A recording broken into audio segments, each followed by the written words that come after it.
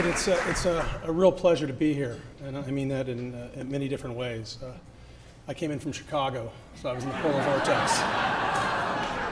And I don't know if you've experienced a polar vortex, but that was my first, and I hope it's my last.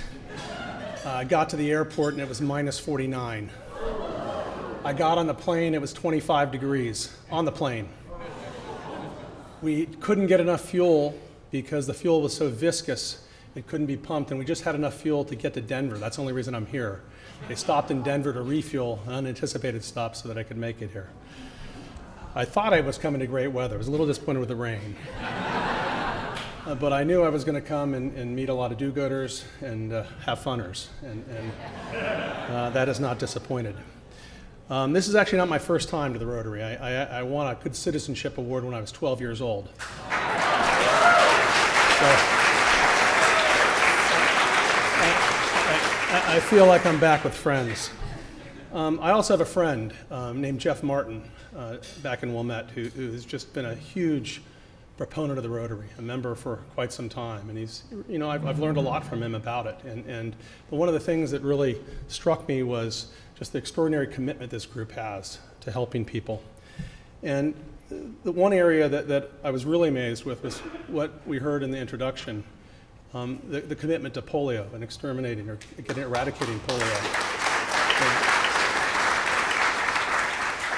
Billions of dollars going towards a big problem, a problem that affects so many people around the world and so close to wiping it out. We're also trying to impact medicine and vaccine development in my research group at Northwestern. So there are a lot of commonalities there. But we're doing it a different way, a new way. And I want to tell you a little bit about that technology because I think you're going to hear a lot about that in the years to come. And I'm pretty sure it's going to affect everybody in this room. It's using concepts from chemistry and nanotechnology to advance the fields of biology and medicine. And one of the best examples, I think, are these spherical nucleic acids. They were invented in my group about 20 years ago. Really just a basic research type exercise. We weren't trying to develop medicines. We were trying to understand how we could tag nanoparticles with DNA and effectively create programmable atoms, where you could think of DNA as a programmable bond that was latched onto a particle, and then you could use that to assemble those particles into all sorts of functional materials. These SNAs are a beautiful convergence of chemistry and nanotechnology to restructure and repurpose the blueprint of life. They're made by taking a tiny particle, and the way I like to think about it is if you think of a cush ball. Many of you have had children that play with these or you've seen them around. This is a great model of a spherical nucleic acid. So the core is essentially the nanoparticle, and the little snippets of DNA are the hairs that come out of it. So we're effectively taking what we heard, the duplex, and rearranging it in this spherical form. If you shrink this 100,000 times, that's a spherical nucleic acid. So a tiny structure that looks like this, and a structure that had never been made before, but one that interacts with living systems in really unusual ways. So why is this important? When one reshapes DNA in this manner, it takes on new properties, making such structures extremely useful as sensitive labels for binding genetic signatures for disease. So you can kind of think of this as a Velcro ball, a specific Velcro ball that can latch on to genetic signatures because it can put different sequences that recognize sequences unique to bacterial, viral infections. Today, if you have a bloodstream infection, C. diff, or flu, and get tested at a hospital, there's a good chance that you'll be diagnosed with this technology. Hundreds of thousands of tests are being run each year based upon these particle probes, and both improving and in certain cases saving lives. And that's going to continue to grow because these are one of the most powerful ways of diagnosing disease at the point of care.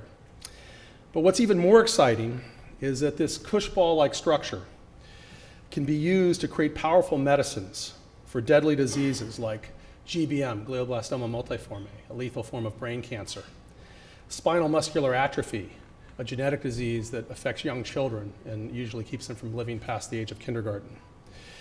In many forms of cancer, in addition to debilitating conditions like psoriasis, irritable bowel disease, and we've already heard about macular degeneration. The reason they're so powerful is that they can get into organs and tissues that conventional linear DNA and RNA can't access. Finally, getting back to the vaccines, they can be loaded with the components of vaccines and introduced into your immune system to create powerful new immunotherapies and vaccines for many types of cancers. And this isn't pie-in-the-sky type stuff. There are now 4 drugs based upon SNAs that are in human clinical trials, mostly by an exciting a company that I founded called Execure. Here, the SNAs not only are more potent, but can be systematically developed and changed to work for different patient populations. So imagine having vaccines and therapies that you can modulate not only for disease, but for different subpopulations because people react in different ways. The genetic content stored in here and the components that can be placed in here allow you to do that. And someday soon, this is going to open up a field that we like to refer to as rational vaccinology, where required vaccine components can be taken off the shelf and put together in spherical nucleic acid form to create potent and selective vaccines for many conditions.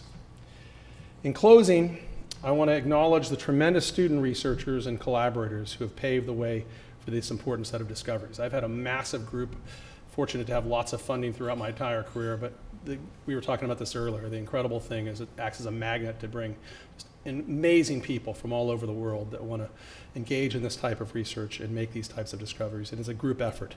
And then also the dedicated researchers at Execure, the company that's really translated this. We take it as a major compliment and honor that the Rotary has called out this work for a STAR Award, and I thank you for your attention.